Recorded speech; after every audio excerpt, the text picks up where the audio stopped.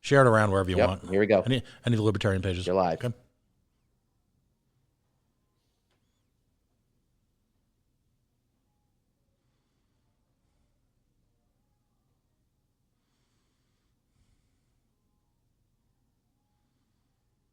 And we are the Coalition, loud and proud, outrage porn free, civilly disobedient media broadcasting live on the worldwide Coalition Radio Network at coalitionradionetwork.com, facebook.com/the Coalition Radio, on the mighty Twitter at coalition_radio, and of course the mothership at coalitionradio.us, where links to our Twitter, our Facebook, our YouTube, our Spotify, you name it, exist.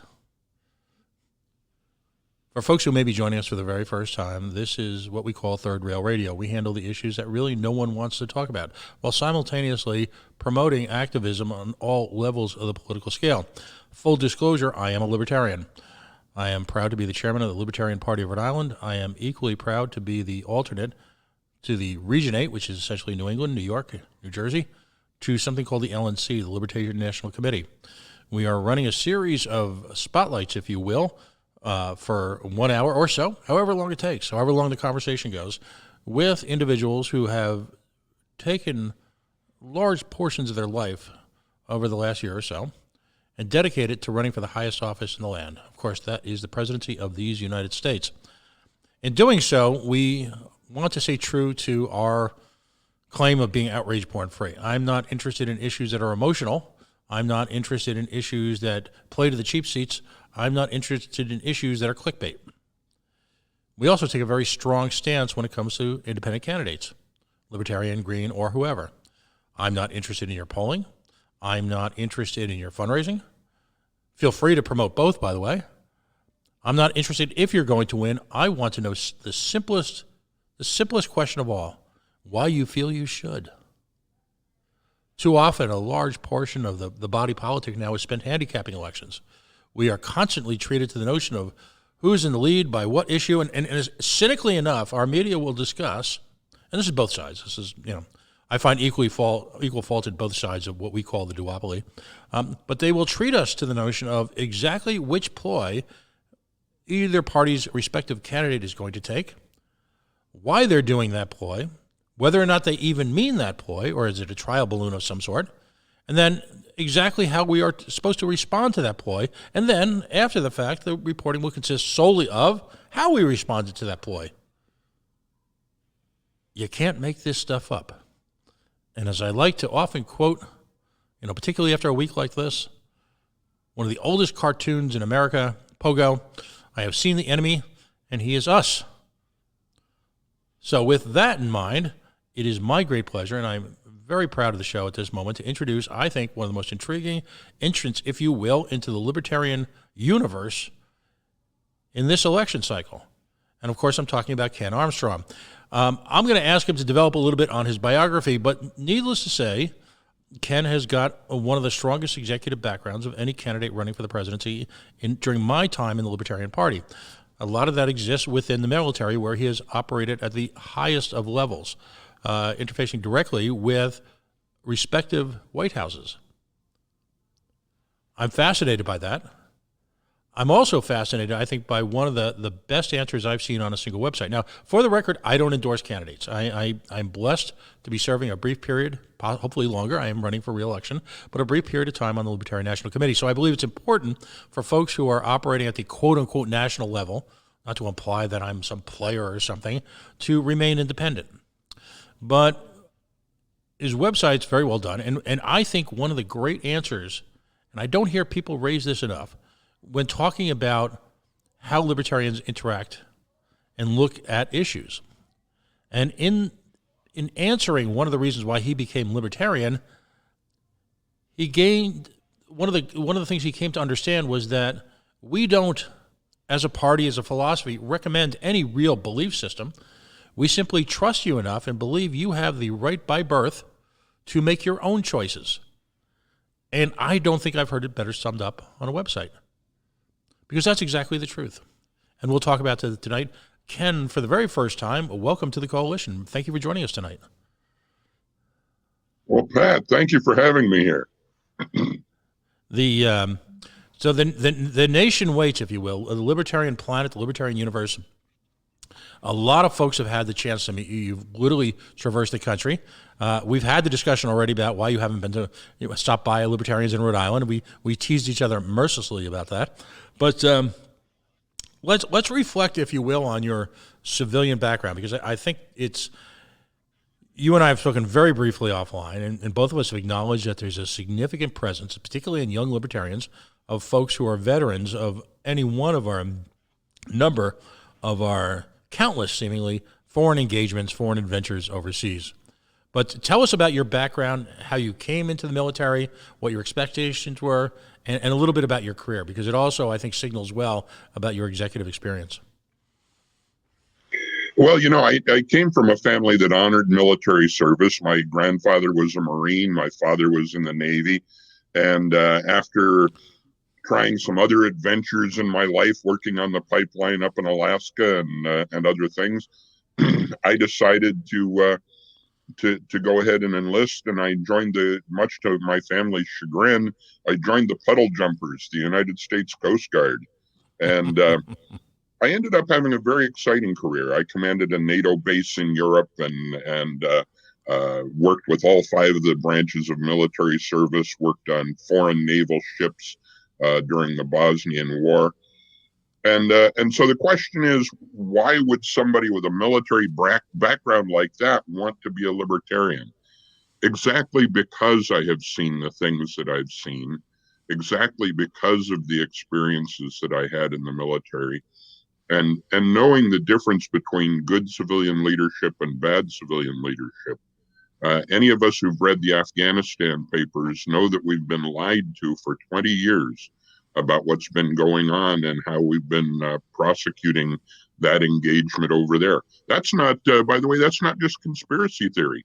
That's fact. The government has been lying to us about our chances of a victory, about whether we even had attainable objectives.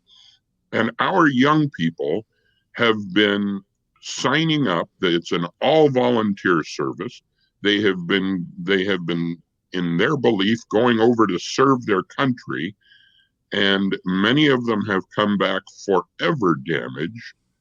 And I think this is something that we just need to get a handle on before it's too late.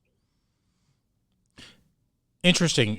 So many of the folks on, I'll say, the right side of the duopoly, if you will, not the correct, but the right-wing side, I should say, automatically have dismissed the Afghanistan papers as an exercise in fake news by, I believe, the Washington Post, I believe, that did the Afghanistan papers. If you haven't, I think it's the Post, yeah. Yeah. If you haven't read them, it's a must read. I mean, if there's a reading list you're putting together during this period when we're all in a state of flux, I would recommend it's worth paying for a month's subscription to get through all of it.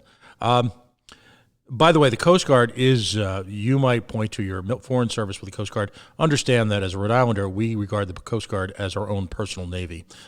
You should just know that. Right? So, well, it's just a question. Why the Coast Guard? That's a fascinating choice.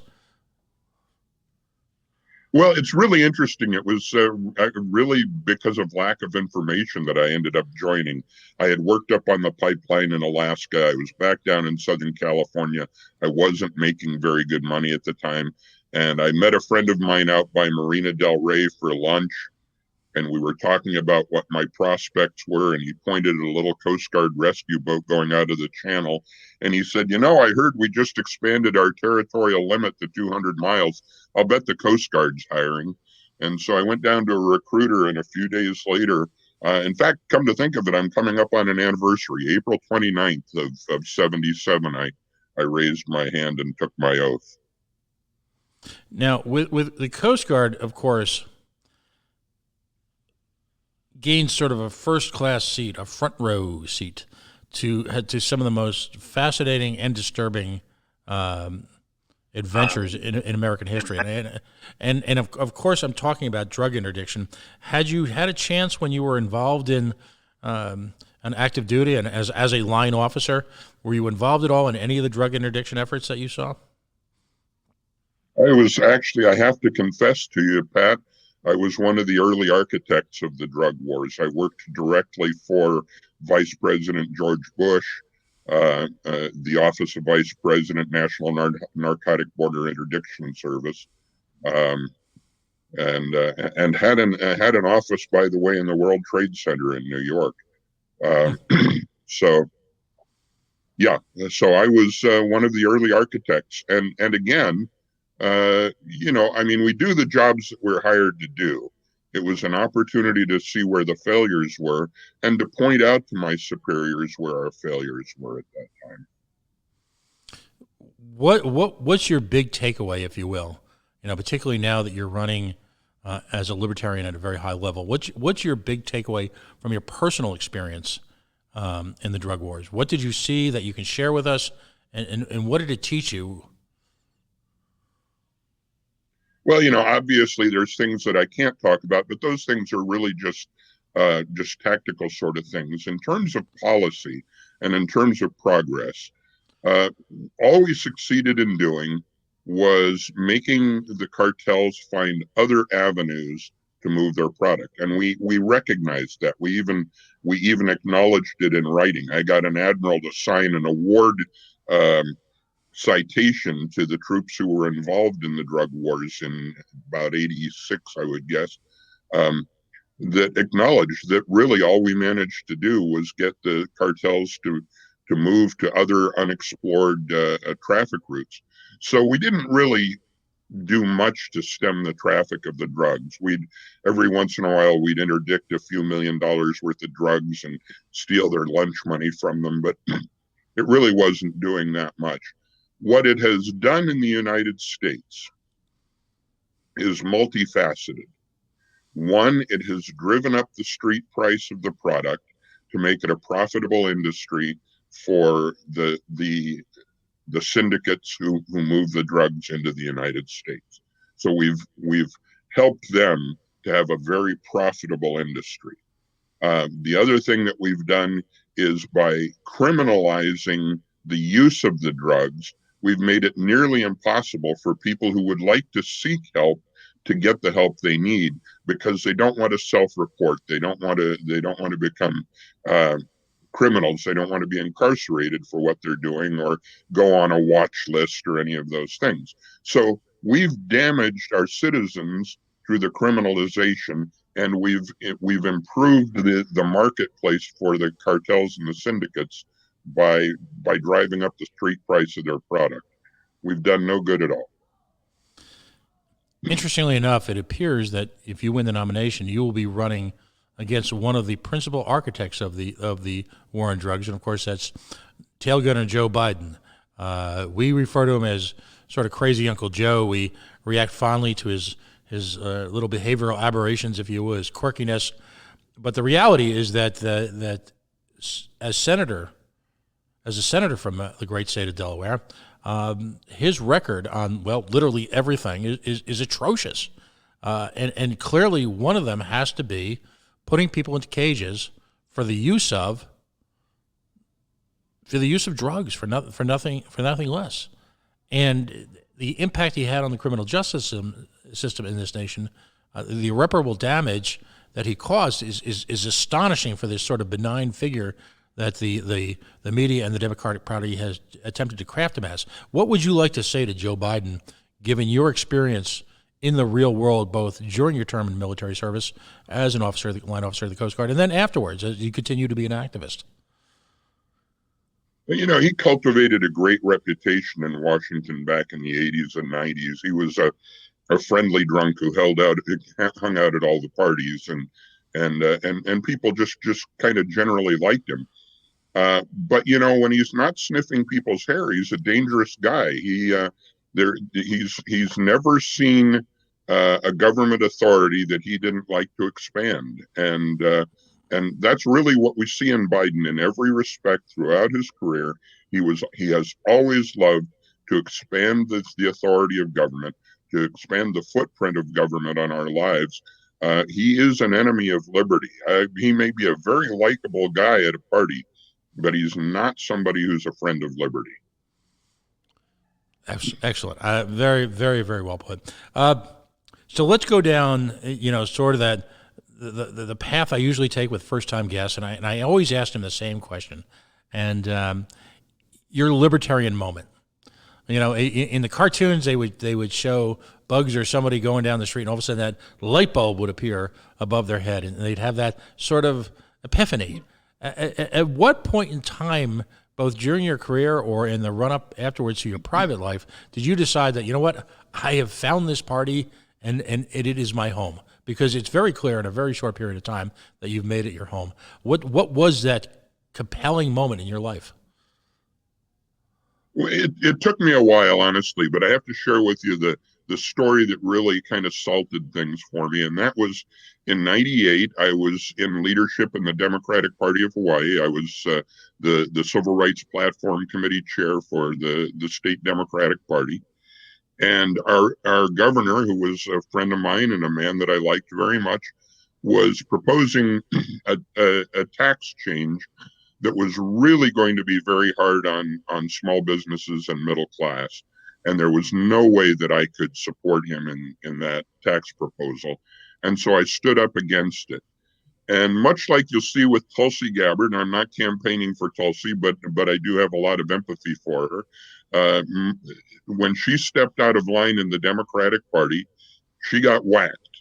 And that's exactly what happened to me. I stepped out of line. I refused to go along with the tax proposal, and I got whacked. I got invited it was suggested that it would be wise for me to step out of my committee leadership. And I recognized that I was going to be too much of a distraction. And so I did. I resigned from my leadership inside the Democratic Party. And it was about that time that I met Tracy Ryan, who was and continues to be for most time the chair of the Libertarian Party of Hawaii. And Tracy and I ended up testifying before the state Senate on the tax proposal. We ended up serving on a couple of non-libertarian but community-minded committees together. And it ended up being that I saw that the Libertarian Party represented a lot of things that I believe in. But I have to say, it was almost 9 years from then until I finally realized that the Libertarian Party was the home for the things that I believe in. It was 2007 when I finally bit the bullet and went from little L to big L. Was there anyone, and was it just an accumulation of your experiences in trying to be an activist and trying to stand for something? Is that what finally happened in 2007? Was there a particular candidate that really moved you? No, not really, actually. In fact, I knew very little about libertarian candidates. I knew more about the principles and the philosophy of the party than about individuals.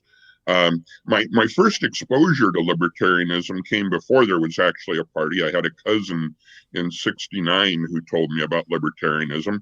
And then when I lived in Italy, I had a friend, a famous songwriter who was a member of the anarchist party in Italy, who told me a lot about the anarchist principles over there, which are very much the principles of the Libertarian Party in the United States. And so it was an accumulation of these things that, sometimes I can be a little thick-headed, and it took a while for the drip to make its way all the way through. But once it made it through, I realized that I had always been a libertarian. You've made quite a leap here now. It's been, I guess, about 12, 13 years. You're jumping literally up and presenting yourself as a candidate, a worthy candidate for the presidency. What provoked that, if you will? What was the driving force there? There were a number of things, like so many of the important decisions we make in life. It's really kind of an accumulation of things. But the seminal event was when Trump shut down the government, which, I mean, I think all of us as libertarians agree that that wasn't a terribly bad thing. Just like there are aspects of what's going on right now that I think will serve the American people well. But the way it was shut down and the way people were damaged was a very harsh thing. And and I saw the Secretary of Commerce, Wilbur Ross, being addressed by a reporter and asked what would happen to all of these people who weren't getting their paychecks. And he said, I don't understand what the problem is. Why don't they just go out and get loans? And my head almost exploded. The fact that we could have a Secretary of Commerce, and if you realize what that person does, for the Secretary of Commerce to be that out of touch with the economic realities of American life, just really made my head explode. But you know, Pat, what really bothered me even more than that was that the next day the president didn't criticize it at all.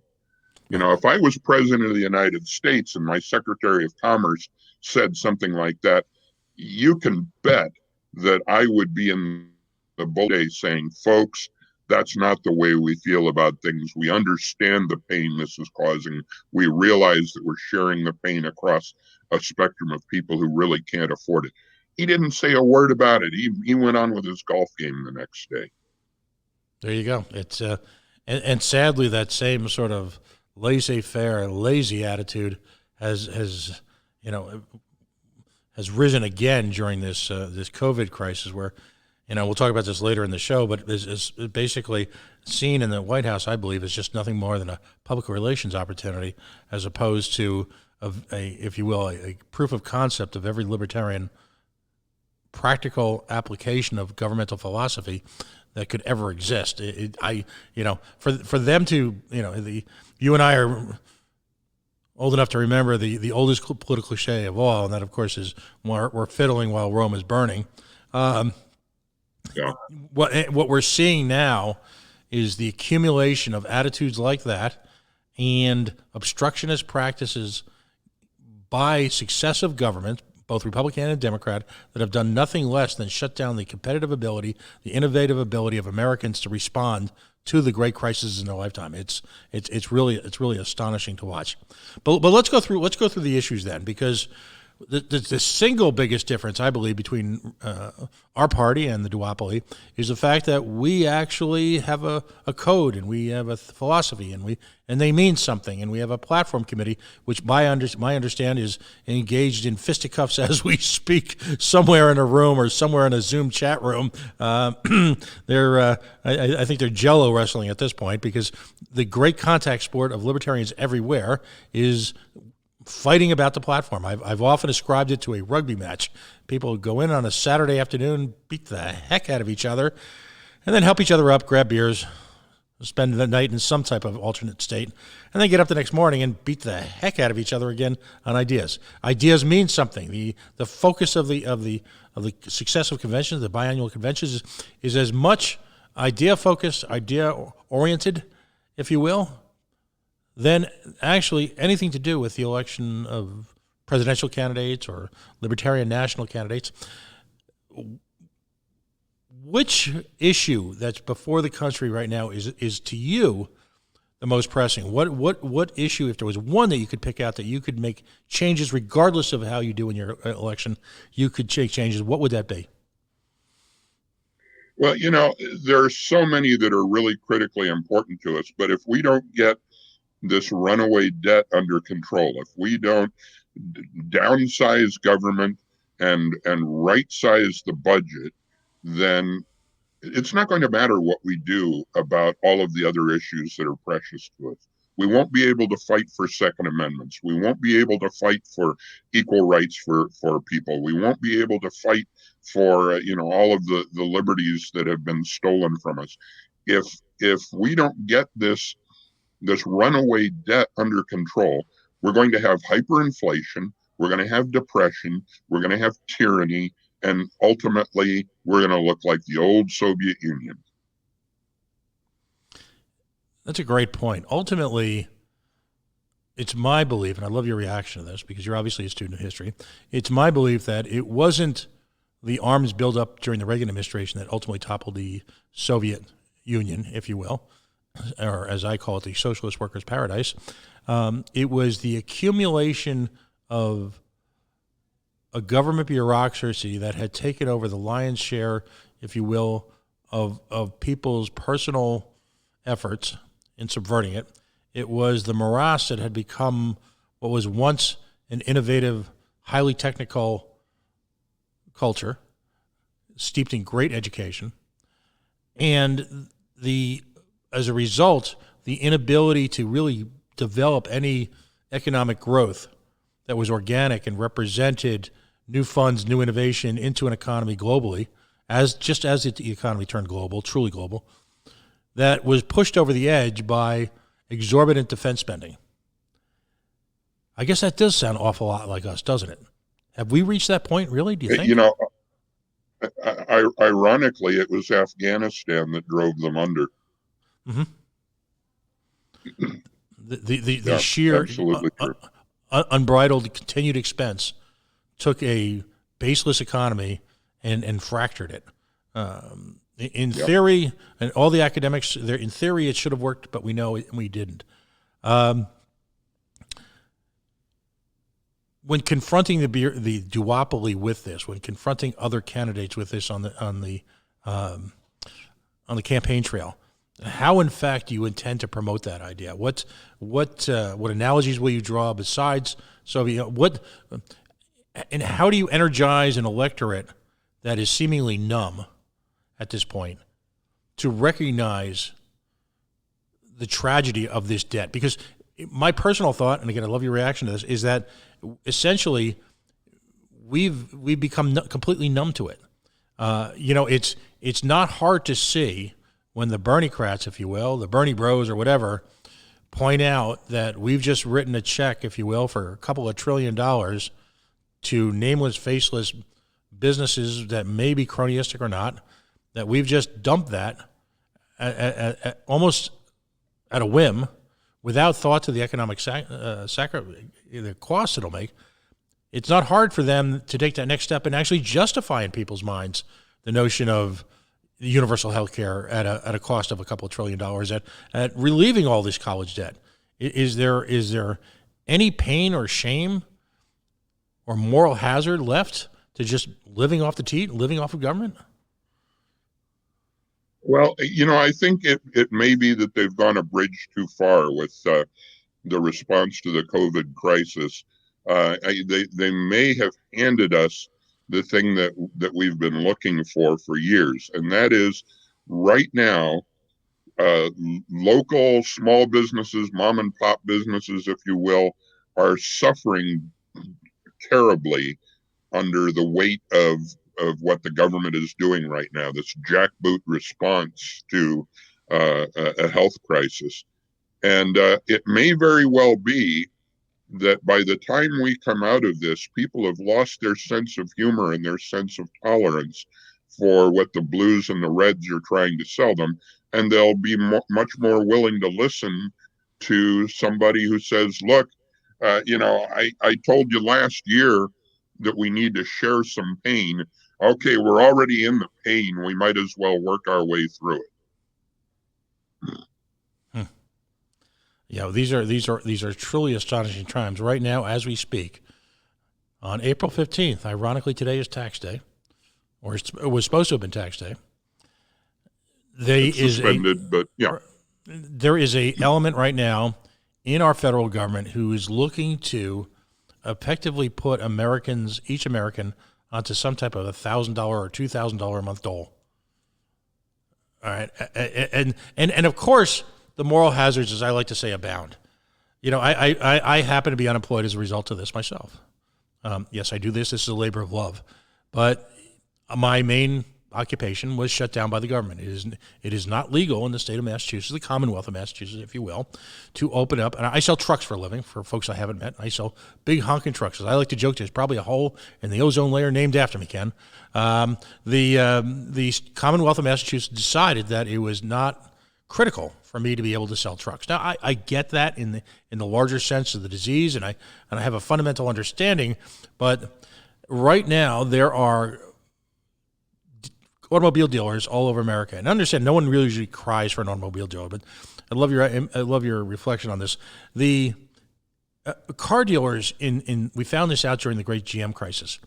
They sponsor baseball teams. They hire hundreds of people. They use literally dozens and dozens of subcontractors, glass guys, parts guys, paint guys, body shop guys, all sorts of stuff. They are economic engines unto themselves. Large car dealers, on the other hand, also have a couple of $1 million worth of inventory sitting in that front lot. So when you drive home tonight and you see that car dealer, understand that they're paying the juice, as we say in the car business. They are paying interest on those products every day, costing them millions of dollars a year. Cost. Exactly right.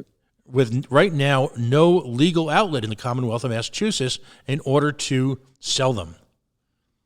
That's what this government has done to us, with seemingly no thought or no care to that entire food chain, if you will, that I just described.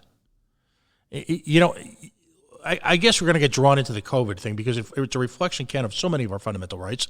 But I'll get emotional for a second. We'll go Democrat with you, Ken. How does that make you feel, and what are your thoughts about that? Well, first of all, you know, it's not going to make us the most popular kids on the block to say that we can't support everybody with a living income forever. We just can't do that. I do think that even as libertarians, taking the non-aggression principle into consideration, the government has caused a lot of the circumstances that people are in. And we need a period of mitigation, a period of easing people out of these circumstances. I disagree with the candidate that says just roll the dice and do away with all of the programs of the federal government, because we're going to harm people if we do that. So I do believe in easing people out of them, but I think we're talking a period of 3 years, maybe 4 years of very rapid incremental easing until we get people to a place where the economy is sustaining itself. We don't make buggy whips anymore, and we don't subsidize buggy whip manufacturers. And we need to keep that mentality as a seed. Oh, have we lost?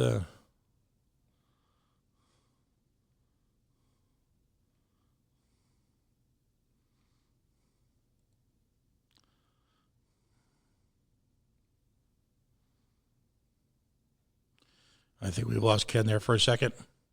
We'll try and get him back. One of the challenges right now of this program and all programs who are internet-based is a reliance on internet pipeline. In doing so, we have seen historic demands on that, and seemingly once every night or two, we lose the signal.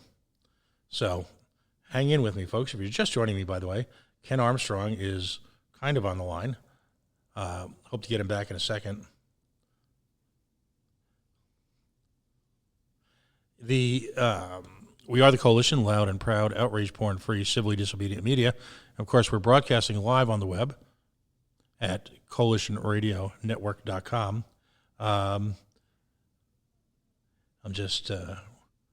trying to bring Ken back on here. So, and we've got our ace producer. Not sure what happened there. Yeah, you know what? It's right now we've got you verbally. We don't have a picture of you, but let's keep talking. Ultimately, the web right now is under incredible pressure right now from just the sheer amount of education that's taking place and the sheer volume of all the blogs and all the video blogs started up by liberty types, lefties, and everything else like that. But you were elaborating. Why don't you continue? I never even thought of that. The servers must be overwhelmed right now. It didn't even occur to me. Yeah, we lose it. We operate a pretty robust backbone here, and we operate some pretty sophisticated software. But about once in every night or so, we lose folks, and then we get them back. It's magic. The magic of IP, we call it. But again, you were testifying, I think, almost. Continue your thought. I was talking about the fact that there are seasons for things, and we need to allow the natural progression of business, because that's what makes room for innovation and growth. And certainly it's painful. We can't save everybody from having stress and pain in their life. That's not the job of government. The role of government isn't to eliminate the pain of those natural progressions.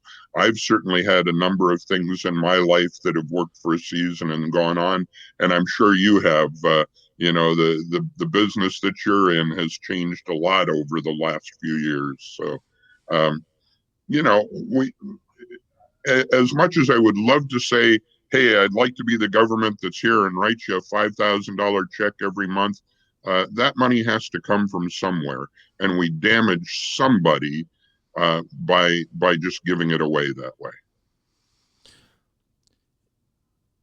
That brings up a very important point. I consider the word fair to be one of the a dirty four-letter word, because fair has become a verb now. Fair has become an adverb. Fair has always been an adjective. We now see government as a tool to promote fairness. And let's look at some of the bailouts now that are a direct result of quote-unquote COVID. We have airlines who were wildly profitable for a number of years, and within 20 or 30 days are screaming like stuck pigs, if you will, for their bailout because the world has come to an end. The notion that perhaps not engaging in stock buybacks and relying on this nasty little word called retained earnings might have been beneficial. Apple Computer, for example, is sitting on literally tens of billions of dollars of cash. Perhaps we should regard that as good management again. I don't know. But again, corporations are slaves to their stock prices. That's their decision.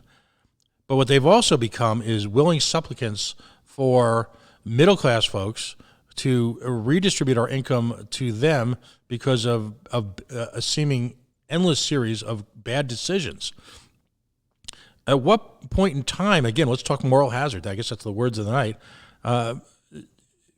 Have we trained businesses like GM and Delta and on and on and on to the point where they just see us as their relief valve, their relief pitcher?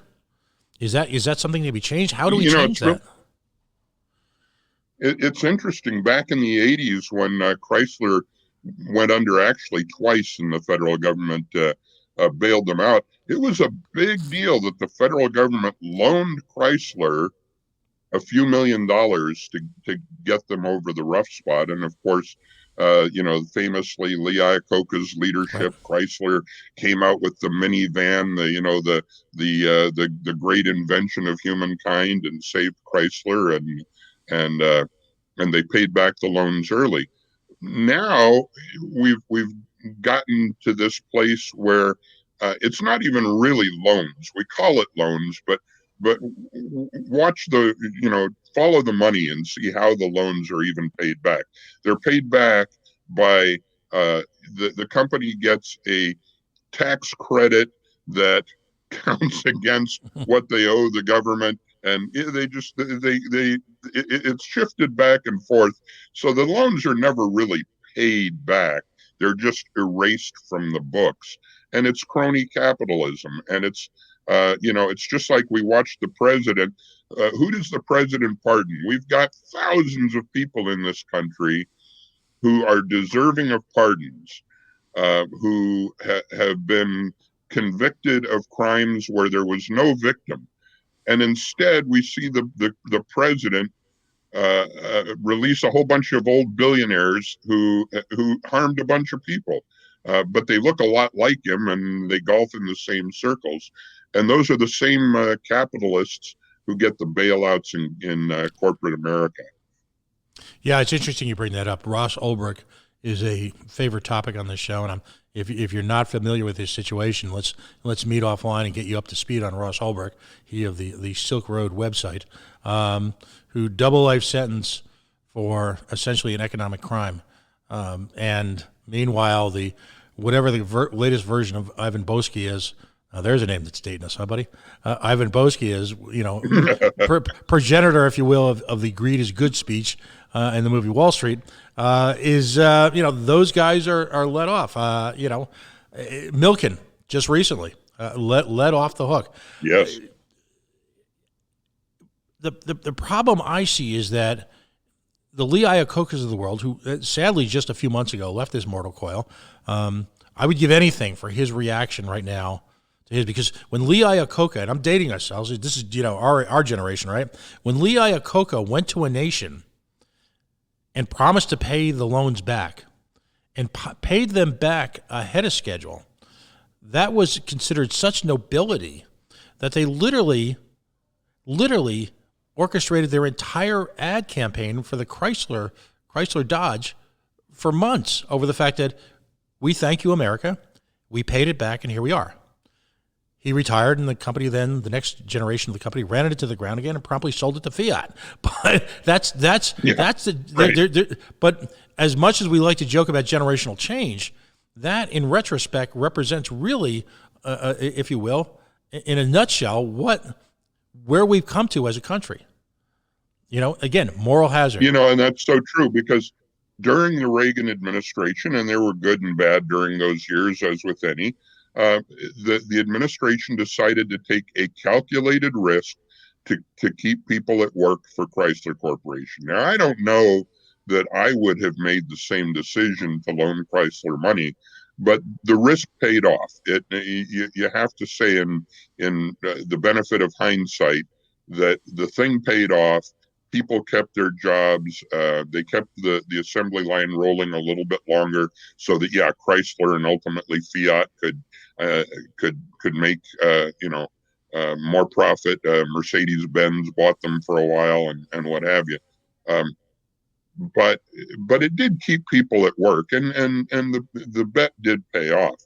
But they're not doing the calculated risks anymore. What they're saying is, you're too big to fail. We'll bail you out, and there's no actuarial sort of approach to it. It's just simply, here, take $1 billion, and spend it the best way you can. And of course, we saw what happened with the TARP bailout. Executives were using that money, laundering it, and giving themselves huge bonuses and golden parachutes out of the money that the taxpayers provided. Exactly. And I'm a free market capitalist, and I apologize in advance to anyone who regularly listens to the show, because you'll hear me use this line and line again, often because I enjoy people's reaction to it. To me, free market capitalism is the mechanism by which the individual can reach their full human potential. Okay. Unfortunately, what we've eliminated from that formula is the act of failure. Failure cleanses an economy. Failure eliminates inefficient businesses who often can keep markets in turmoil, operate really on the basis of using investors' funds and taxpayers' funds. The first of which is fine because it's risk capital. The second of which, of course, we talk about socializing risk and privatizing reward. And that's where the imbalance takes place. So if you can start a business now and you are that crony, it can do so without risk, and then ultimately fail even after using taxpayers' monies, you have, I believe, you have cheated those companies that use their own risk capital, and you've cheated the taxpayer as well. And at the same time, you've cheated the market. And if the free market is allowed to engage in its own self-sacrifice, as I like to call it, the circle of life. I'll spare you the Elton John rendition, but that's exactly it. It is the circle of life. Businesses must fail. That's how economies work. And I don't know how we educate folks to that. We just had a situation, again, I keep saying, I love your reaction. I'm really, by the way, I just want to say I'm really enjoying the conversation. We just had a situation a couple days ago where President Trump negotiated, and I'm still find this astonishing, being at the age I am, having lived through the oil wars, the oil shortages, the oil embargoes, the oil collapse, name the scenario, where the president of these United States interfered with foreign adversaries in terms of markets and in terms of military practices in one case, and helped engineer a Saudi-Russian deal for them to reduce output so as to maintain prices, with the political excuse locally being that we're going to save jobs. That one deal, the devastation that has the potential to cause Anytime anyone engages in price fixing or regulating markets or interfering with markets is astonishing. One of the few benefits go ahead. I'm sorry. I'm babbling. Go ahead. I was just going to say, your listeners right now are enjoying some of the lowest gasoline prices that we've seen in the United States in a number of years. And arguably in the U.S., we get pretty good gas prices anyway. But the interesting thing is that the reason for that is precisely the dispute that you're talking about. The Saudis and the Mexicans and the Russians and the Chinese all kind of in this stew, this fight with each other. And what we've ended up with is oil prices have come down to $26 a barrel in OPEC, and the price of fuel at our pump, based on the speculative price of a barrel of oil, we're paying less money for oil. Guess what? That's free market competition is what does that. And Trump stepped in and put a plug in the free market. He said he's going to guarantee $200 billion of private enterprise money, of American money. He's going to guarantee that against the Mexican share of the OPEC oil wealth, so that he can help them all bring their prices back up again, artificially inflate their prices. So when we go back up to $4 a gallon, all you folks out there who love Donald Trump, you be sure to thank him for the $4 a gallon you're going to be paying for gas.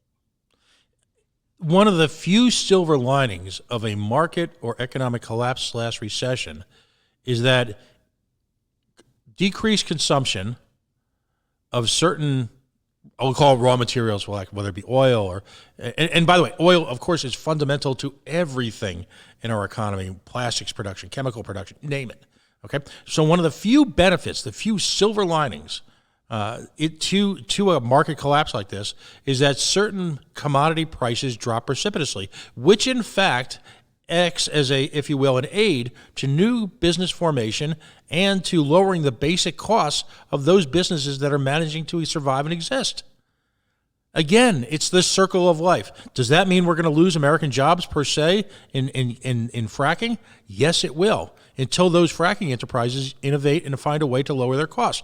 It's irrelevant where the source, we are in a global economy, it's irrelevant to the source of where that cost reduction comes from and what it costs. It just must happen because that's the benefit of innovation and entrepreneurial efforts.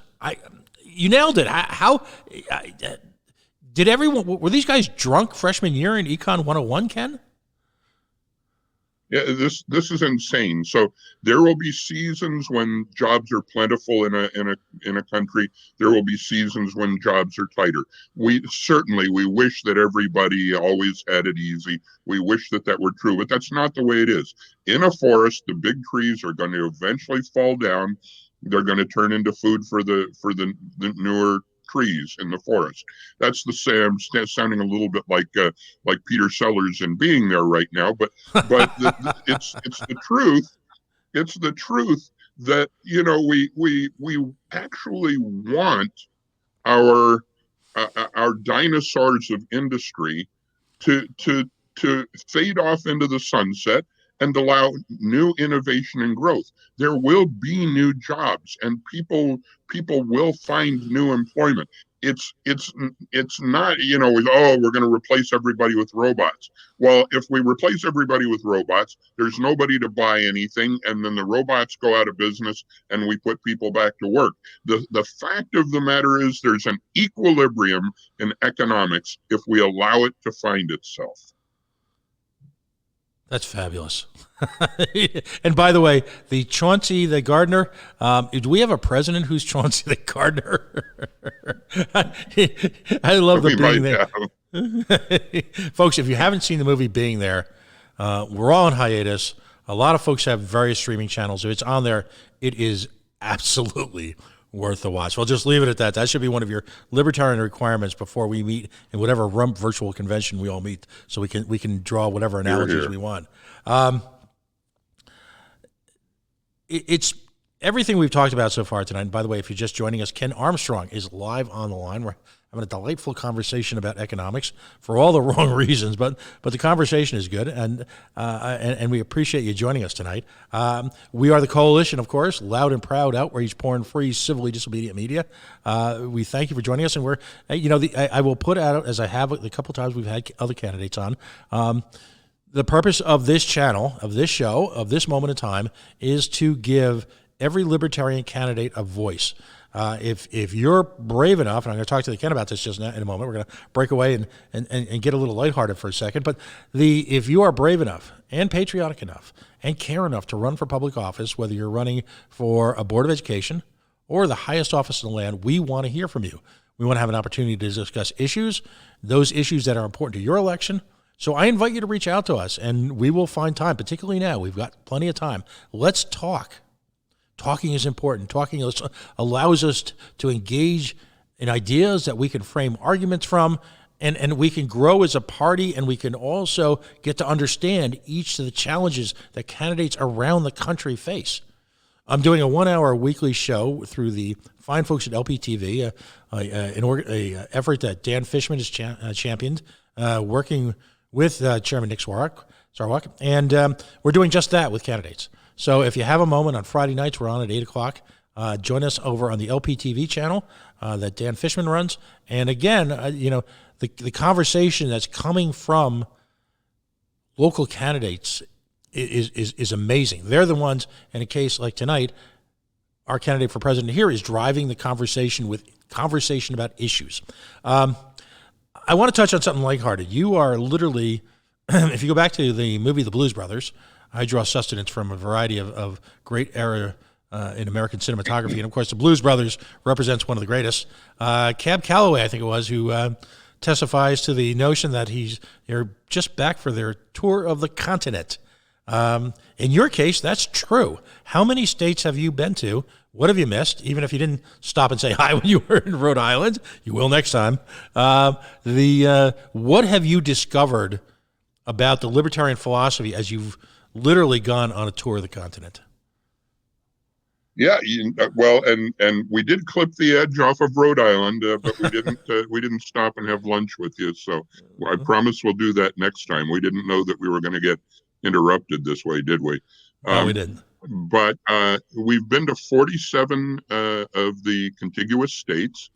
I will confess to our watchers right now that we've missed Arkansas, although I've been there before. My grandmother was from Little Rock, and I have family in Arkansas and love the state, so I'm not dissing you. But we hadn't been there yet, and haven't managed to do that. My wife spent some time in her home state of Hawaii, not politicking, just watching the grandbabies. And we haven't been to Alaska on this tour, although I lived in Alaska. So we've seen pretty much the whole country. The thing I've learned, Pat, is the thing that we say in our libertarian echo chamber all the time, but I got to tell you how true it is. Everybody in the United States is a libertarian. They just haven't discovered it yet.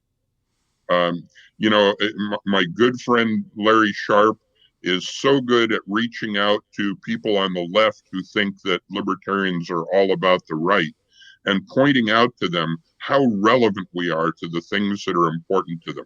We may not believe in funding all of the programs they want to fund, but our answers will get us to the places that they want to get us. And they'll provide opportunity for underprivileged Americans like government never could.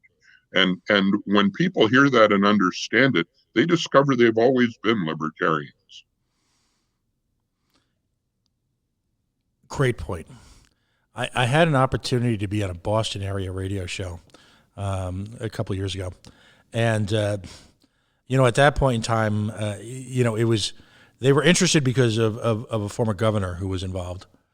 And they pointed out to them what was the obscure nature of the Libertarian Party. And I said, well, wait a minute. Do you believe in small government?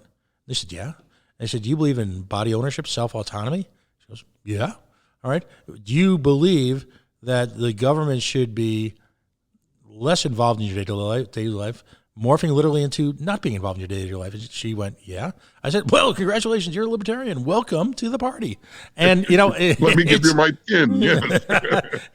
And when we signed off, she goes, and yeah, now I'm a libertarian. I'm like, yep. Sometimes in your tour, I've noticed that you communicate a lot directly with people, that you engage in conversation. How powerful a tool is face-to-face conversation with people who are, as we love to say in the movement, normies? There is absolutely nothing that compares to just talking to people. The waitress in a restaurant, the desk clerk in a hotel, people that we've run into in shopping centers, just talking to average Americans. Two reasons for that, by the way, Pat. One, obviously, is to show them how brilliant we are at expounding on the gospel of the Libertarian Party. But even more importantly is listening to them and listening to what's going on in their lives. I had a woman in Cincinnati. We're just in a shopping center letting people ask us questions. And she said, okay, you as president of the United States, I've got a special needs child and the school district can't afford to provide a bus for him. How would you address that problem? And it made me think about things that I would never have thought about otherwise, because my first thought is President of the United States doesn't have anything to do with your school buses, lady. But I thought about it for a minute, and it occurred to me, all of those unfunded mandates that come out of the Department of Education that hit the local school districts and require them to meet federal standards on a whole cornucopia of wonderful things that the government wants the local districts to do. That's why they can't afford that lady's school bus. We need to get the federal government out of the business of telling the local school districts what to do. And in fact, you said earlier about people running for school board or the highest office in the land. I'm not so sure school board isn't the highest office in the land. It's, and one of the reasons we're doing the LPTV show is this past week we had two wonderful candidates for city council. And I don't know if they were surprised, but when I reflected that they have the potential to have more impact on individual American lives during their tenure in what I hope will be successful city council races, they seemed almost surprised by that. But you're absolutely right.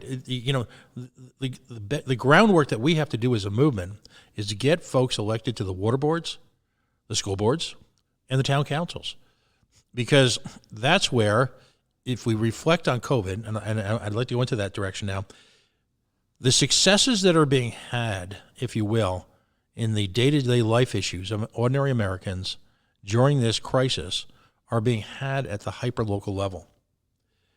And the failures, the people being dragged out of their cars, the people being ticketed for simply going to a drive-in movie theater or to a church parking lot and listening on their radios to someone preach about their God, on arguably whether you're from the Jewish tradition or you're from the Christian tradition, and potentially from the Islamic and the Muslim tradition, is such an abomination on the American right to practice the religion of their choice. And yet those decisions are being made at the state and the national level, and they're being driven down to local levels for ordinary people to be forced to enforce. I don't know if there's a more poignant reflection on where we stand as local governments right now than simply that. How out of touch, from your perspective, both as serving, again, at the highest levels of our armed forces, and at the same time spending the last year doing and by the way, there's a book called Travels with Charlie. We'll talk about it at some point. But Steinbeck's only nonfiction. All right, it's similar to a journey I think that you just went through in the real world. But how much, where do you see that happening as you've traveled across America? I mean, it's absolutely critical that local governments keep the power that they have. It's also important that we as a coalition across the country help each other to hold our local governments accountable to serving the people.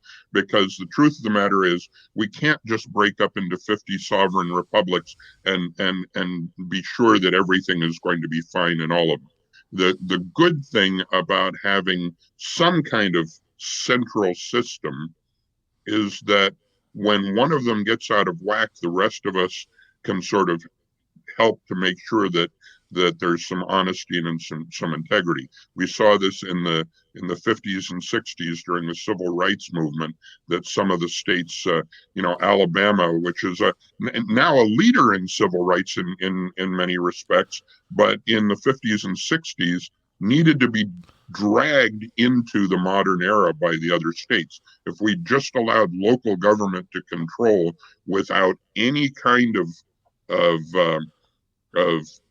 standards of caring for people, uh, those things never would have happened. But at the same time, the government got too much of a taste for blood. It's like shark with blood in the water. And now the government thinks that its job is to enforce on everybody, this is how you'll live, this is what you'll accept, this is what you'll do. So it's like giving a dog red meat and then expecting them to go back to kibbles. We have to wean them of the red meat. I what I call the three horsemen of the COVID apocalypse. Excuse me, allergies. Number one, certificates of needs. Number two, the Yes. blockage of if you will, of unanimity and professional licensing. And C, the extreme levels of control that the FDA has regarding both the production of, the generation of, the innovation behind, the the financing of advanced medical care in this country. Uh, I hold those to be personally accountable for not the COVID crisis per se, but our inability to mitigate them using the same kind of American spirit that we had in World War II, where we harnessed manufacturing literally to alter the course of the war. What are your thoughts on those, what I call the three horsemen of the apocalypse? What do you think? You hit it spot on, Pat. Same thing that I talk about. And I doubt that many of your listeners even know if they're in a certificate of need state.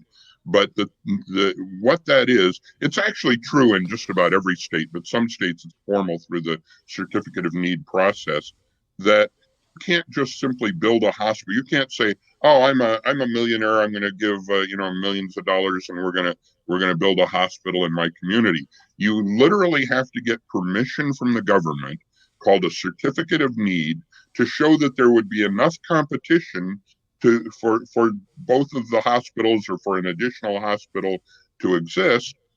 And so what they're doing is they're protecting the profits of the industry. That's really all they're doing. And it's government tinkering, government meddling with a system that results in a lack of honest competition in the marketplace. It's one of the huge reasons why costs of healthcare are so high.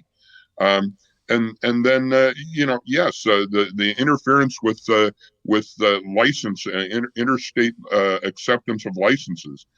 We have a concept in American government called good faith and credit, where if I have a license to drive a car in I'm in Washington State right now. If I have a license to drive a car here, that you'll accept that license in Rhode Island when I are there.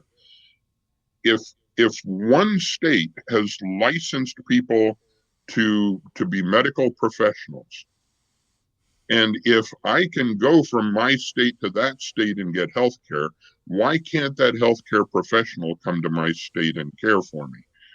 The only reason is that the states don't get to charge you license fees. They don't get to derive revenue. They don't get to keep their foot on the neck of the industry if people are freely moving about with their license. And then your final point to the FDA, which is the government arm that controls the profits of the pharmaceutical industry and the healthcare industry at large.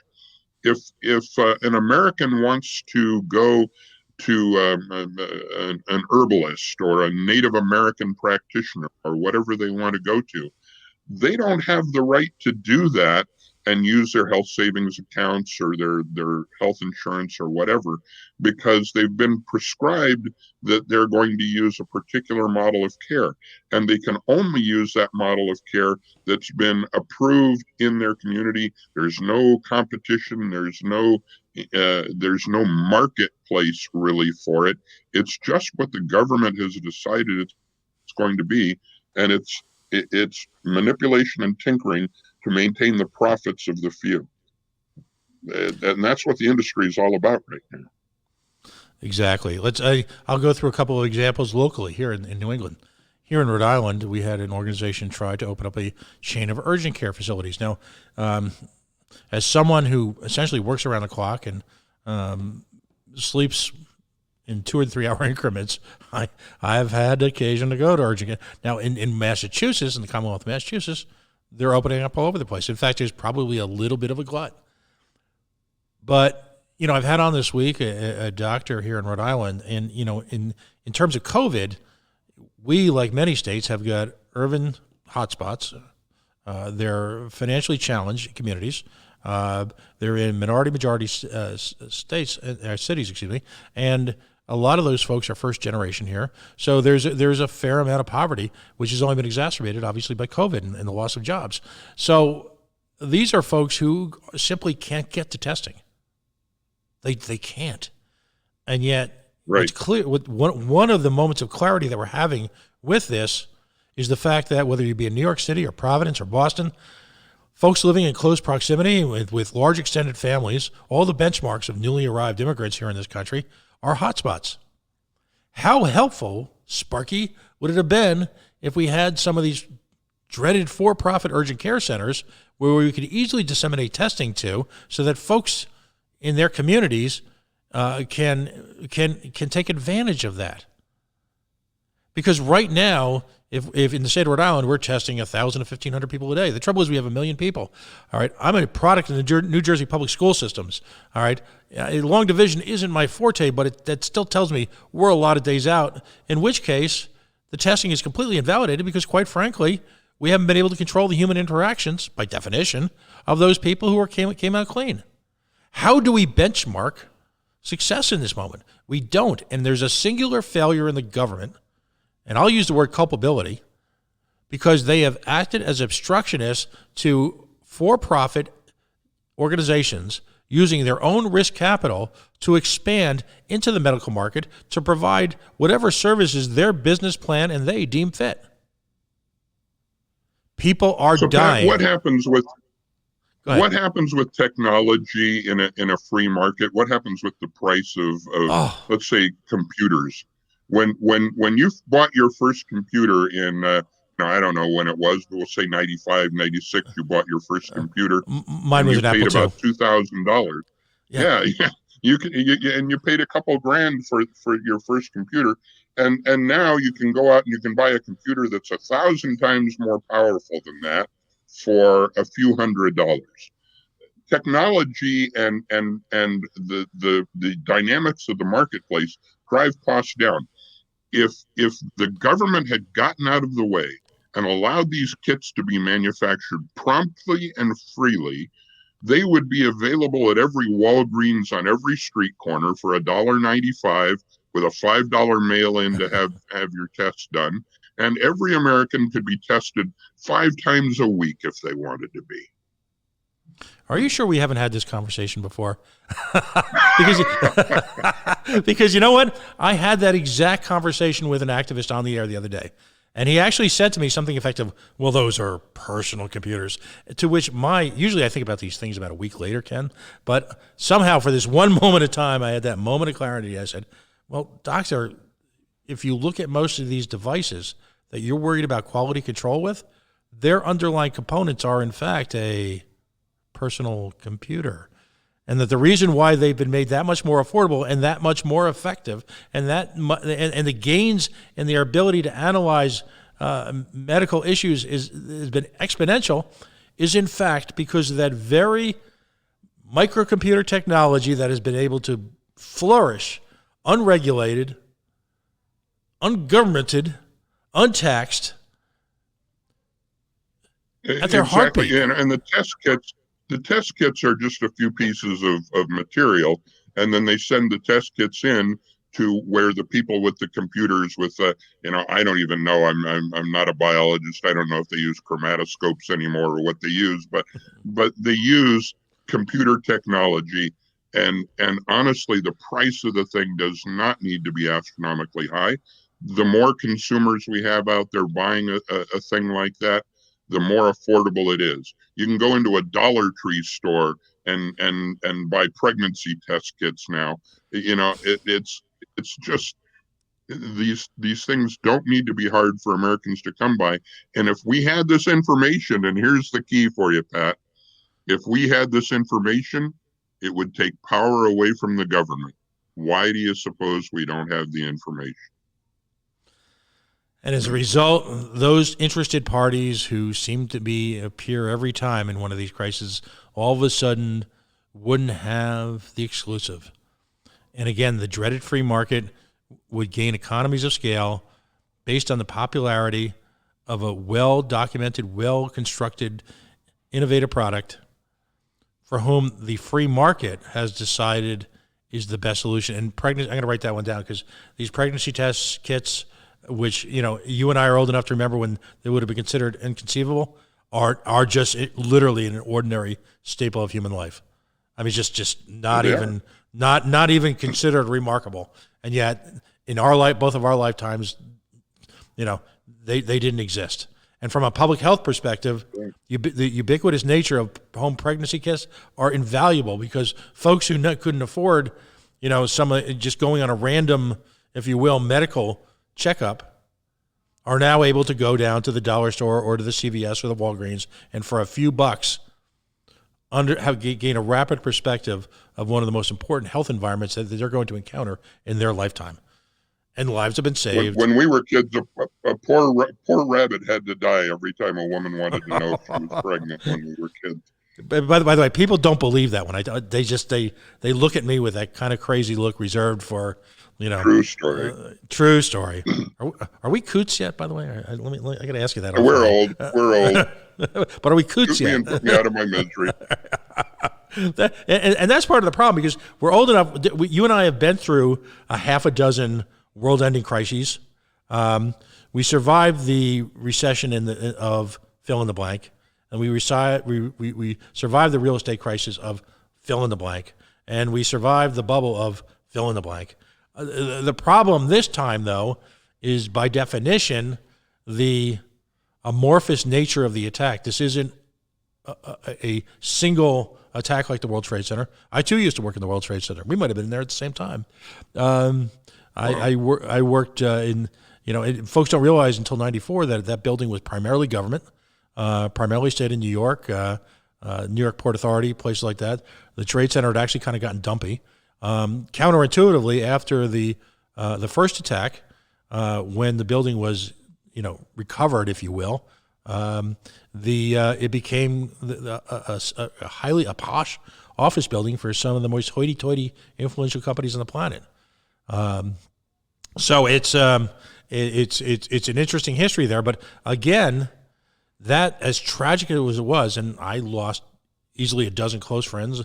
The company that I used to be a contractor to lost 300 people that day. But there was a finality to that, and there was a healing process, and there was a recovery process.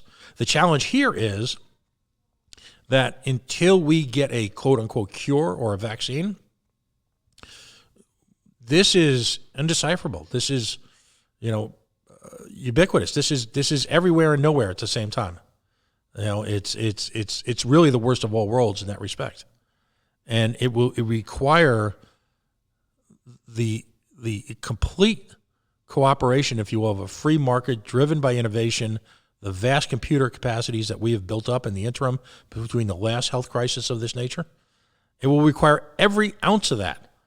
And yet we've got a federal government. I mean, I love your reaction on Mr. Trump's management skills during this process, because we've got a federal government that, from my perspective, all right, seems to be getting in the way of everything. What do you think about Mr. Trump's performance in this? Well, it's really interesting that I guess his administration said a couple days ago that he's responsible for saving 500,000 lives, and they provided this timeline of how insightful his response to COVID has been over the last 3 months or whatever. But it's interesting that on March 6th, he was at CDC. He was more concerned with the ratings of Fox News than he compared COVID, the 240 people that had the virus and the 11 deaths, with a bad case of the flu. That was just barely over a month ago. And now he's taking credit for being the savior of humanity, and being prescient even before he knew things. The guy is a master at taking credit for other people's work and for accidents of fate.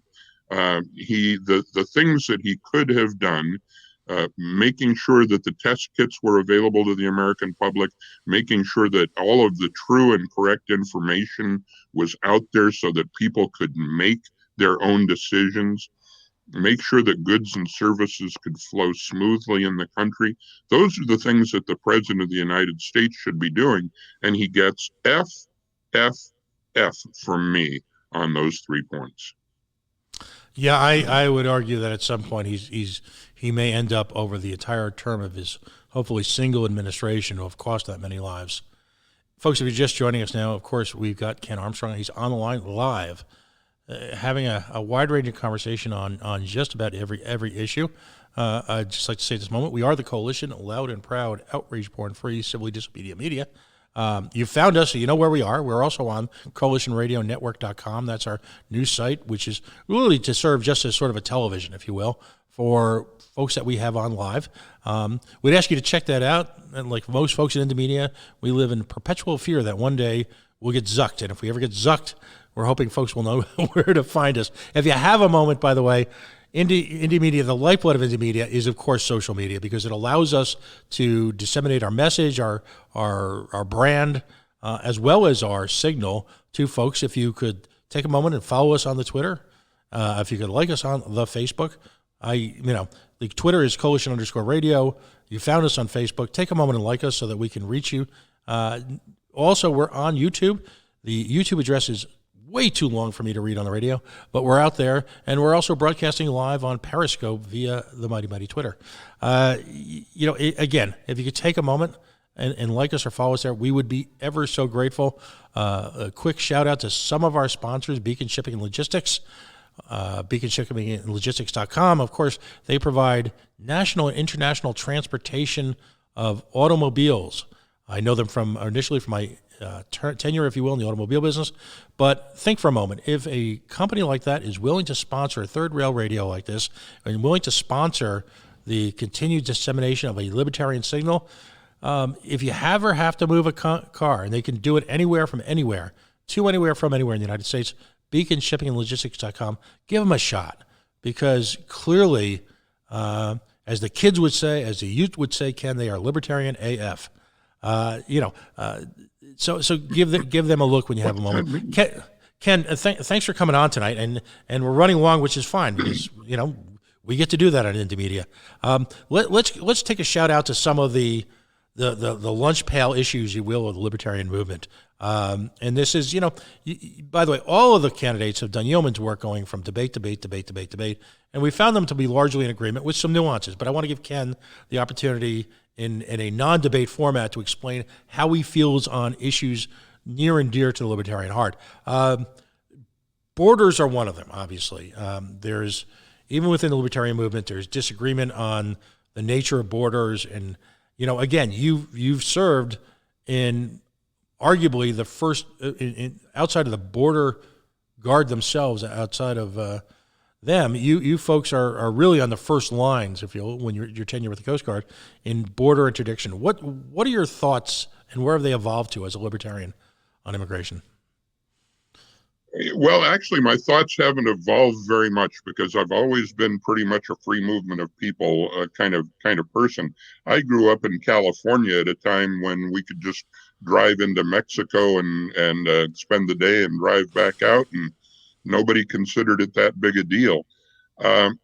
So I believe in the free movement of people, and I believe that American business people should have the right to employ anyone they want. And I believe that Americans who have family members overseas should be able to have those family members come visit them whenever they want. And by gum, if somebody can afford to come spend a holiday in Hawaii or Florida or any of, Branson, Missouri, or any of the great places in the United States, they ought to come spend their holidays in those places. So I believe that we ought to be accessible, and the whole quota system thing is just an absolute travesty. It's ridiculous. But beyond that, I have a proposal. It's getting pretty well fleshed out, and I've talked about it a number of times. I refer to it as the International Free Trade Zone, and if you will, if you'll picture along the border with Mexico in various locations like giant duty-free stores. If you've ever been in a duty-free in an international airport, they just have giant across the border. That can be entered into from either side freely. Both sides, the Mexican side and the American side, can protect entry into their country however they choose. We don't tell Mexico what they have to do. They don't tell us what we have to do. But inside the free trade zone, it is not taxpayer funded. It is completely entrepreneurial. I guarantee you Disney and Marriott and 1,000 other corporations would love to build in a duty-free international free trade zone where you have resorts and shopping and dining and cultural exchange. And I borrowed this from Larry Sharp, and he gave me permission to borrow it. Inside the inside the international free trade zone, we have consular facilities that are open 24 hours a day, 7 days a week, so that people can come and go and get their visas taken care of, all their consular, their health certificates, all of that kind of stuff taken care of. Because 42% of all of the undocumented aliens in the United States are visa overstays. Nearly half of our problem is just purely an administrative problem that these people can't go back to their home country and wait a year or two to get their visa renewed to get back into the United States. So if we made that available in the international free trade zone, we would be creating a cultural exchange with the people on the border. We would be creating more border security because we would be bringing attention and natural security to those places. And I guarantee you that it's a whole lot better than Mr. Trump's wall. A few months ago, and again, I always apologize to regular listeners. We have this conversation a lot. We tell some of the same stories, but it's worth noting at this moment. A few months ago, a hearty band, the Three Musketeers. It was some guy named Dan, who's the executive director, the ED. Tom Mann and myself had the opportunity to travel to Deming, New Mexico, to look at a privately run, privately funded refugee center, where folks who had come across the border with literally nothing, in some cases from Cuba to Latin America and up through Central America, and where we met them in New Mexico. And this local community had taken these people in. They'd rehabbed an armory ultimately to have showers and food and toys and clothing, because these folks literally had nothing. Occasionally a small stipend to help them in their travels after they'd been, and this was after they'd been processed, if you will, by the border guard under the whole refugee crisis.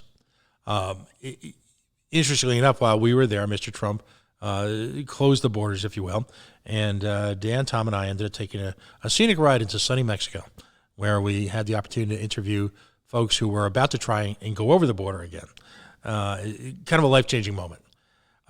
I tend to want to take it a step further. I tend to, actually, I do. I'm an open borders guy, unabashed.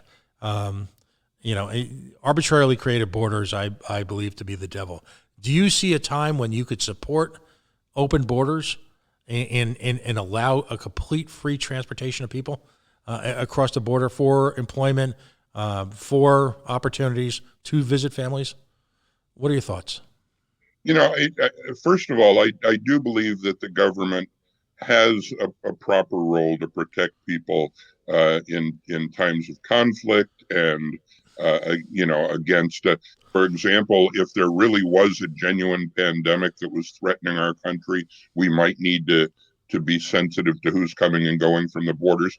I see real roles for the government in that. So I'm not a all the time open all the but I think that we're coming to an age where technology should help us to make the borders more accessible to people. Whether you want to talk about smart IDs, which there's some pluses and minuses in that we could debate for hours.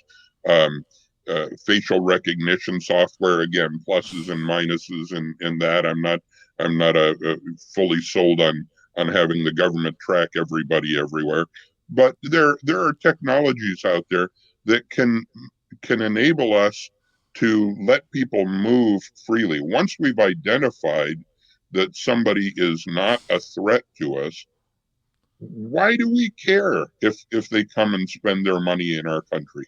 If an employer wants to employ them in this country, as long as the employer does it in a way that's fair to all of the other employees. In other words, if there is some kind of withholding, which I'm opposed to, but if there is a tax withholding from the check, it should be withheld from everybody. If there's a benefit that goes to people who are being employed, it should go to everybody. It should be fair and equitable. But but if an employer wants to do that, why should we be getting in the way of them doing that? So yeah, in that respect, I think we're coming to an age where we can see that we're not doing ourselves any favors by closing off our borders. We're costing ourselves. Education. Um, we are clearly at a crossroads in this nation, and I think one of the more interesting side effects of COVID, as I like to posit the question, what happens if we, and I'll pose it to you, what happens if we wake up 4 or 5 months from now at the end of the school year? Because it's clear in most jurisdictions, schools are going to be closed until the summertime. That seems to be what's in the cards. But after we've gone through this adjustment, and full disclosure, my wife is a teacher. She teaches in the dreaded private sector, but she's a teacher, and she's had to learn very quickly, over a process of days, not even weeks, an accomplished teacher, an award-winning teacher who's got 30 years plus experience in teaching, has had to reinvent the way she teaches literally overnight. So allowing for some adjustment time from that. What happens as of a nation if we wake up and realize that we never needed the bricks and mortar, or particularly now that the technology has developed, we really don't need them now, that education can be done at home, education can be accorded through a variety of private services that are allowed, again, to compete in that dreaded free market. What happens if a combination of circumstances and newly available technology allow us to say, you know what, it's just time to move on. The old schoolhouse, that's become, that needs to be relegated, if you will, to cowboy shows and stories about the past from the 1990s. Is our nation ready for that? I hope so. I have to say, um, I'm very sympathetic to the families right now who have high school seniors who are not experiencing their last semester of their senior year, and some of them, for me, I couldn't wait to get out of school, so it wouldn't have been a heartbreak for me at all. But there are a lot of them who really cherish this time, and I'm sorry that they don't get to go through that. But the families are already inventing new experiences to take place of those things. There are high school football players who are not getting discovered by talent scouts right now, and there are high school bands that are not getting ready to march in the big parade, and all kinds of things that tie us to this institution that aren't happening, and people are having to be creative, and they're having to come up with other solutions, and we're going to find out that the community-based solutions and technology-based solutions replaced schools in the concept that we know of them. I think that there will always be room for good professional educators in our country, but I think that the stovepipe union-driven educational system that we've got in the country is an anachronism. I think that young people need to select their own methods of learning. I think that if somebody wants to go through an apprenticeship in some kind of field rather than go through 12 years of education that doesn't take them toward their goal, they ought to be able to do that. Um, and I think that, yes, I do believe that this could hand us the opportunity to finally make the giant leap into the 21st century in education. Let's talk about the drug wars briefly, but from a different perspective. Um, Cities across this nation are in an arms race in terms of the militarization of their police forces. One of the, with regard to the situation in Missouri, in Ferguson, a few short years ago, two Justice Department reports were published.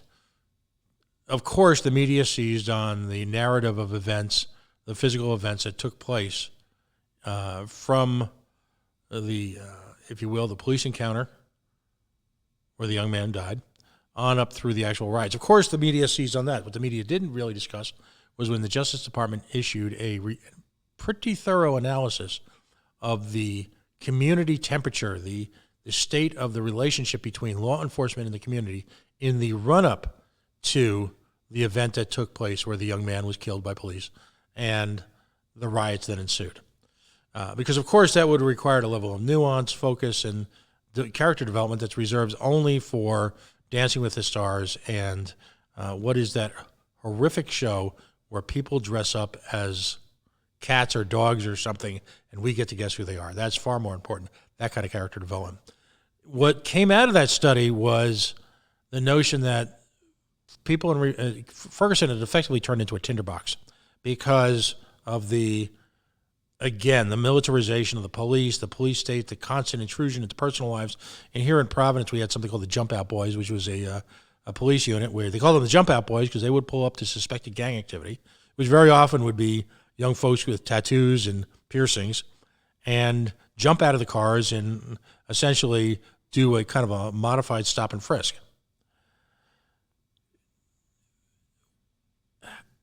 To what degree do you count that, and what would be your reaction as the President of the United States on a national level towards eliminating that kind of activity, and what impact do you think that has had on communities of color throughout inner cities across America? Well, first of all, up until recently, the Posse Comitatus Act drove a great deal of how the federal government was involved in local policing. Now, that act is is largely superseded by the Patriot Act and other federal guidelines, but the act itself, the principle of the act still remains that the military should not be policing the streets of the United States. And the reason for that is that you don't kill a mosquito with a bazooka, really. It isn't that nobody ever thought that the military was less honorable or less decent than local police forces. It's that one thing is for one purpose and the other thing is for the other purpose.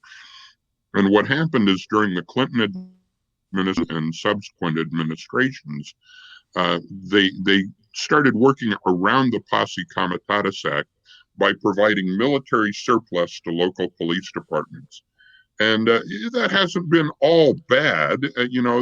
I'm not totally anti-police. I've got police officers in my family that I love and who have served honorably. My college roommate who is here in Washington that I'm spending time with, great career police officer, and I have huge respect for them. But the truth of the matter is that local police forces are not really trained in the use of military tactics and equipment, nor should they be? We shouldn't have a military force in the streets, because what you get is you get this armed camp mentality, which is exactly what Holder's Justice Department described was taking place in Missouri, and frankly in Chicago, Philadelphia, and other places. It wasn't just an indictment on Ferguson, Missouri. It was a discussion of what's going on in our country. And this armed camp mentality only gets worse when it looks like you've got a military force coming in to take control.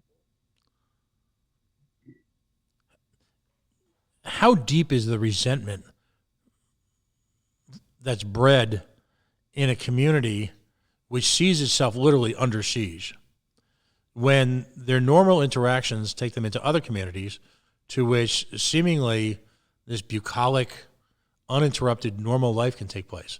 I mean, how deep do you feel is the resentment there? I think what we need to do is we need to ask the people in those communities. It's something that we tend not to do. We need to have more dialogue. I grew up in a community that went from almost all white to largely black, and then I've lived in Hawaii where white people tend to be in the minority there. I've experienced being in a minority, but I have never experienced being the minority. I've never experienced the oppression that people feel by knowing that if they drive a nice car through a nice neighborhood, they're likely to get singled out and pulled out of their car and questioned. I've never had to live in that world. So we need to talk to them and find out what it's like to actually live in that world. In other words, engage in communication, have conversations. Absolutely. Absolutely. like we're having right now. Imagine. There's a guy, he's actually one of my opponents, so I'm plugging an opponent right now, but Andy Williams Jr. is running for president on the Libertarian ticket, and he is African American. He's from the hood. He'll tell you all about it. And I'll tell you what, I love to listen to what these people have to teach us. If you're just joining us, of course, Ken Armstrong is a candidate for the presidency of the United States. He's seeking the Libertarian nomination, and you're listening to The Coalition at coalitionradionetwork.com. We only got a couple minutes left, and I want to give you time to engage in what we call here shameless self-promotion, which we encourage. But on a political side, clearly all the rules about retail politics have been rewritten. And it's fair to say, I mean, all the candidates have been working diligently. Clearly, you are amongst the most traveled, and clearly you embrace retail politics. Now we're kind of at the precipice where it looks like retail politics aren't going to be around for a while. What are your plans for the summer, if you will, after having received the nomination, and as I posited to all my guests, and to engage, how do you engage in that kind of level of retail politics? And what suggestions, after being as well-traveled as you are, do you make to other candidates who are running on down-ballot races for how to do retail politics? Well, I think we have to respect the fact that there are a lot of people out there who are afraid of this virus, and regardless of what our opinion is, we need to respect. We don't want to cause fear in people. So I'm not going to be out there, trying to get large crowds, even when the government clears that action. But I do think that getting in the room with as many real people as we can will always be one of the critical pieces. Whether we do that by visiting small community associations or whatever we have to do, respectful of what's going on, sure, but we need to get back out there and interact with people. Until we're able to do that, you mentioned it earlier, all of us are, you talk about a great leveler. I wish I'd bought stock in Zoom a couple of months ago, because the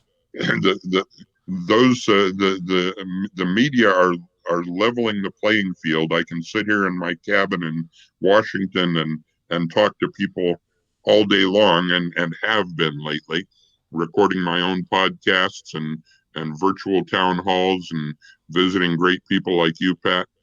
So this is what we're going to have to do. But the minute we're able to get out and get back to real people, we need to be doing that.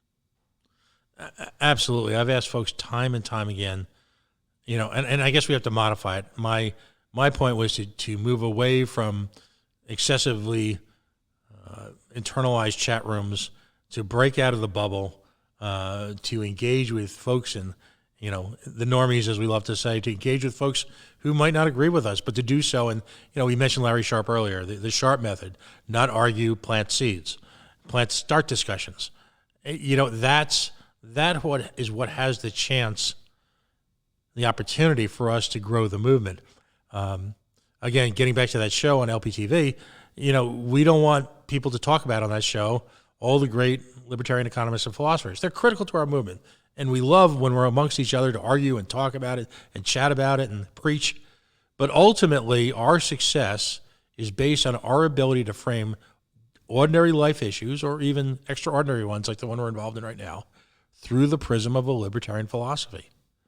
And our survival, quite frankly, depends on that, because all the rules, there's no rules anymore in terms of politics.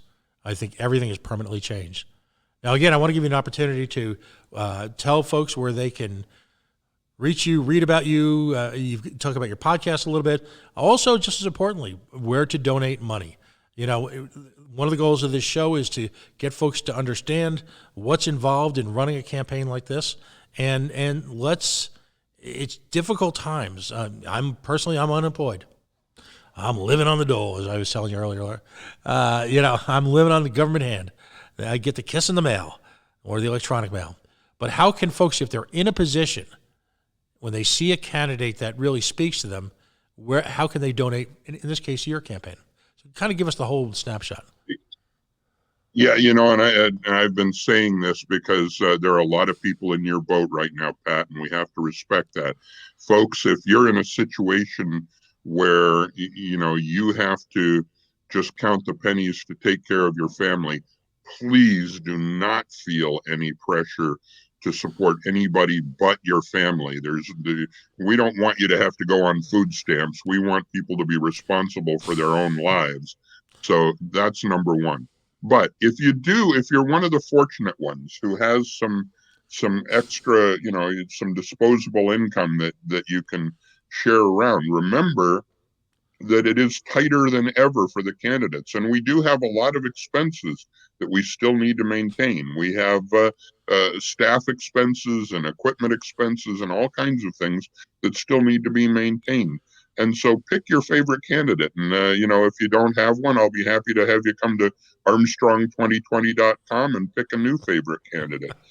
But do support your favorite candidate. And please, even if it's only a few dollars, it does make all the difference. I love seeing those $5 gifts come in, $10, $20. My wife and I had our 20th anniversary the other day, and people were giving us $20 gifts that day. That felt like gold to me. So thank you, everybody, for your support. Now, you run a podcast. You're doing AMAs. You're doing all the right things, like so many of our libertarian brothers and sisters. Is that all available for through the Armstrong 2020 website? Armstrong2020.com. You can, through there, you can find our Facebook page and pretty much everything else that we're doing. We're happy to have you come visit. You can learn more about me. You can throw rocks at me and tell me what I'm doing wrong, or you can join the campaign and help me do more right. Whatever you like to do, Armstrong2020.com. And that, of course, I want folks always to remember this moment in time, because we are blessed that we are part of a community, part of a philosophy, part of a movement, part of a political party, that we are able to work so closely with our local candidates who might be 3 time zones away, or we can work very closely with our national candidates. There is really no other political movement like this in the nation who is an independent political party, an independent philosophy, an independent movement, all right, where folks who want to jump in and be a vital part of what we do almost immediately. There are very few ground floor opportunities like this in the day of big money, big digital political parties who increasingly rely on political actions committees and large corporations. You can get involved in virtually at any level and within whatever your comfort zone is. If you're an outgoing person and you want to make phone calls and you want to do events, it's there for you. If you're of a shyer nature like myself and like our candidate here, who are clearly, kind of wallflower types, you and I can stuff envelopes or whatever. There's literally anything. So I just want to point out, volunteer for a campaign. Find a campaign, even in these challenge times, local, national, whatever. Just find somebody and just join in. Because regardless of what our reputation is on social media, we are open for business, and our growth lies in the fresh blood of succeeding political generations. This party would be nowhere without the Ron Paul movement. This party would be nowhere without the influx of folks who came in via Gary Johnson. And this party, a few years from now, will be nowhere without candidates like the ones we're interviewing this week, like Mr. Armstrong, who will bring and introduce a whole new generation of people to the participation and the growth, if you will, of the libertarian movement. So, listen, Ken, I want to thank you for joining us tonight. These are challenge times, but we're grateful we had the opportunity to speak with you. I know you're very, very busy. I just want to wish you nothing but success. Our goal here is to raise up and support all of our candidates, and you are like so many of the people running for president. You are a wonderful symbol and a wonderful activist and a truth teller to our philosophy. And we're so glad to have had the opportunity to work with you tonight. Well, Pat, thanks for being one of the great voices of liberty in our country. We really appreciate it. Well, folks, take a moment, Armstrong2020.com. I will note that, in fact, if you are running for any political office, please reach out to us. We will find a time during the COVID era to get you on the air, to reach out to people, to have a conversation, whether you be running for literally your local water board or the presidency of the United States. You're all welcome here. And if you could take a moment, when I give you the links, if you could follow us or share us, or this conversation will be very quickly up on our Facebook page at facebook.com/Coalition Radio. So if you're just catching us at the end and you want to listen to Mr. Armstrong, you can quickly fast forward through me babbling and you can get right to him very quickly. But it will be up on our page literally within minutes, as you know. We are the Coalition, loud and proud, outrage porn-free, civilly disobedient media broadcasting live on the worldwide Coalition Radio Network here at coalitionradionetwork.com, facebook.com/the Coalition Radio, on the mighty Twitter at Coalition_radio, and of course the mothership, coalitionradio.us. Folks, if you're just joining us now, we're going to take a very brief break. We're going to switch over to a talk radio mode where it's going to be all open lines. The number will be up on the screen, 401-205-3738. Give us about a minute or two to take a kind of a commercial or a break. And we're going to be up as late as people call. One of the things we're trying to introduce to folks is the notion of true talk radio to the libertarian planet. We talk a lot on Facebook. We talk a lot at each other. Sometimes we talk a lot over each other.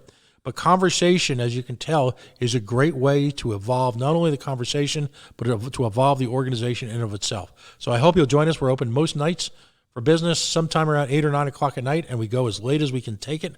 And then we're up the next morning, sometimes with guests even in the morning. You can, of course, see our programming schedule at coalitionradionetwork.com.